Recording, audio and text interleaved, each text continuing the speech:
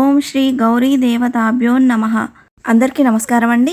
ఈరోజు మన ఛానల్లో వివాహిత స్త్రీలు వైధవ్య బాధలు లేకుండా వారి జీవితాంతం సర్వ సౌఖ్యాలతో గడిపేందుకు చేసే వ్రతమే శ్రావణ మాసంలో చేసే ఈ శ్రావణ మంగళ గౌరీ వ్రతం.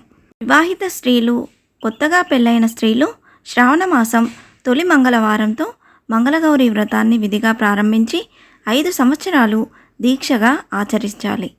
అలా ఈ వ్రతాన్ని చేపట్టిన స్త్రీలపై శ్రీ మంగళగౌరి కటాక్షంతో వైధవ్య బాధలు లేకుండా జీవితాంతం సుఖ సంతోషాలతో గడుపుతారు. వ్రతాన్ని ఆచరించే మహిళలు వ్రతం ముగిసిన తర్వాత మంగళగౌరి వ్రత కథను తప్పక చదవాలి. చదవలేని వారు విన్నా కానీ పూర్తి ఫలితం లభిస్తుంది. వ్రత కథలోకి వెళ్లే ముందు ఇంతవరకు నా ఛానల్ని సబ్స్క్రైబ్ చేసుకున్న వాళ్ళు ఉంటే సబ్స్క్రైబ్ బటన్ని ప్రెస్ చేసి పక్కనే ఉన్న బెల్ ఐకాన్ని ప్రెస్ చేసి అలానే ఆప్షన్ ప్రెస్ చేశారంటే నేను పెట్టే ప్రతి వీడియో మీరు నోటిఫికేషన్ ద్వారా మొదటగా చూసేయవచ్చు. ఇప్పుడు వీడియోలోకి వెళ్ళిపోదామండి. శ్రావణ మంగళగౌరి వ్రత కథ. పూర్వం ధర్మపాలుడను ఒక వైశ్యుడు ఉండేవాడు. అతను అత్యంత ధనవంతుడు, భక్తివంతుడు. తనకి పెళ్లి జరిగింది కానీ సంతానం కలగలేదు. భార్యతో కలిసి ఎన్నో దాన ధర్మాలు చేశాడు. ఓ రోజు ఒక సాధువు వీరి ఇంటికి భిక్షకు వచ్చారు. ధర్మపాలుని భార్య బంగారు పల్లెంలో భిక్ష తీసుకొచ్చింది. కానీ ఆ సాధువు ఆ భిక్షను స్వీకరించకుండా వెళ్ళిపోయాడు. కారణమేంటో చెప్పమని అడిగగా పిల్లలు లేని ఇంట భిక్ష స్వీకరింపరాదని తెలిపి పరమేశ్వరుని గూర్చి తపస్సు చేయమని చెప్పి వెళ్ళిపోయాడు.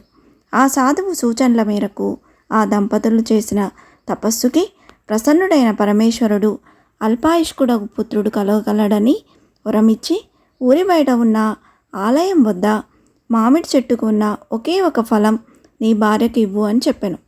సరే అని చెప్పిన ధర్మపాలుడు ఆ వృక్షం వద్దకు వెళ్ళి అత్యాశతో చాలా ఫలాలు మూటగట్టుకొని వచ్చాడు. కానీ పరమేశ్వరుడు ఆజ్ఞాపించినట్టు ఆ మూటలో ఒక్క ఫలం మాత్రమే మిగిలింది.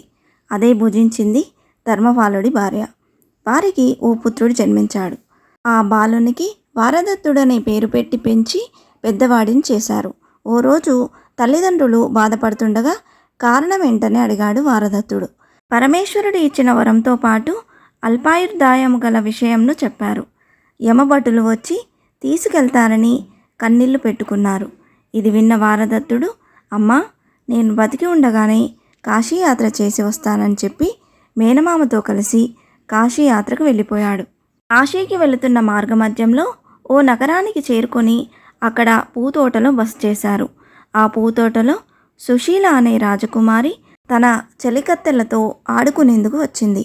మధ్యలో తగువ వచ్చి ఒకరినొకరు దుర్భాషలాడుకున్నారు. విధవ అని తిట్టుకున్నారు. దానికి స్పందించిన సుశీల తన తల్లి మంగళకరమైన గౌరీదేవి వ్రతం చేసి తనకు వాయనం ఇచ్చిందని, ఆ వ్రత మహిమతో తన ఇంట వైధవ్యం ఉండదని చెప్పింది. ఇది విన్న వారదత్తుడి మేనమామ తన మేనల్లుడికి సుశీలను ఇచ్చి వివాహం చేస్తే మంచిదని భావించి ఇరు కుటుంబాల పెద్దలతో మాట్లాడి వివాహం చేశాడు.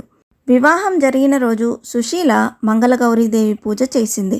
ఆ రాత్రి సుశీల కలలో గౌరీదేవి ప్రత్యక్షమై నీ భర్తకు నేను సర్పంతో ప్రాణగండం ఉందని చెప్పింది. సుశీల ఉలిక్కిపడి మేల్కొనగా తన భర్త సమీపంలో సర్పం కనిపించింది. ఆ పాముని పట్టుకున్న సుశీల తన తల్లి వాయనం ఇచ్చిన మట్టి కుండలో బంధించి మూట కట్టింది. తెల్లవారేసరికి వారదత్తుడి మేనమామ వచ్చి తనతో పాటు కాశీకి తీసుకెళ్లాడు. సుశీల లేచి తన భర్త కనబడుటలేదనే విషయాన్ని తల్లిదండ్రులకు చెప్పింది. పాముని ఉంచిన కుండ తెరిచి చూడగా అందులో ముత్యాల హారం కనిపించింది. తల్లిదండ్రులు తనకు మారు వివాహం జరిపించేందుకు చేసిన ప్రయత్నాలు తిరస్కరించి తన భర్త కోసం వేచి చూస్తానని చెప్పింది. మంగళగౌరి పూజ చేయుచు పాఠశాలలకు అన్నదానం చేస్తూ తాంబూలం ఇస్తూ ఉండేది. ఏడాది గడిచేసరికి కాశీ దర్శనం ముగించుకొని తన మేనమామతో కలిసి వారదత్తుడు తిరిగి వస్తూ సుశీల ఉన్న నగరంలో బస చేశాడు. ఆ రాత్రి కలలో మంగళగౌరీదేవి యమభటులతో యుద్ధం చేసి ఓడించినట్టు కనిపించింది. ఈ కలను తన మేనమామకు చెప్పగా ఆ మంగళగౌరి నీ అపమృత్యు దోషాన్ని పోగొట్టిందని చెప్పాడు. ఆ మన్నాడు జరుగుతున్న అన్నదానంలో వారదత్తుణ్ణి చూసి సుశీల గుర్తుపట్టింది. అల్లుణ్ణి గుర్తుపట్టిన సుశీల తల్లిదండ్రులు సకల మర్యాదలు చేసి సుశీలను సారెతో పాటు అత్తవారింటికి సాగనంపారు. అత్తవారింట అడుగుపెట్టిన సుశీల తన అత్తమామలు అందులయ్యారని తెలిసి శ్రావణ మంగళవారం నోము చేసుకున్న కాటుక వారికి పెట్టగా దృష్టి వచ్చింది. మంగళగౌరీదేవి వ్రతాన్ని ఆచరించడం వల్ల ఇదంతా జరిగిందని గ్రహించి అప్పటి నుంచి శ్రావణ మంగళగౌరి వ్రతాన్ని ఆచరిస్తూ అంతా సుఖ సంతోషాలతో వర్ధిల్లారు. సుశీల వంటి పతివ్రత వల్ల వరదత్తుడి ప్రాణం నిలిచిందని గ్రహించిన బంధువులంతా మంగళగౌరి వ్రతాన్ని ఆచరించారు. మంగళగౌరి వ్రత కథ సమాప్తం. ఈ వ్రత కథ ముగిశాక అక్షింతలు నెత్తిమీద చల్లుకొని ముత్తైదువులకు వాయనమిచ్చి వారి ఆశీర్వాదం తీసుకుంటే మంచిది.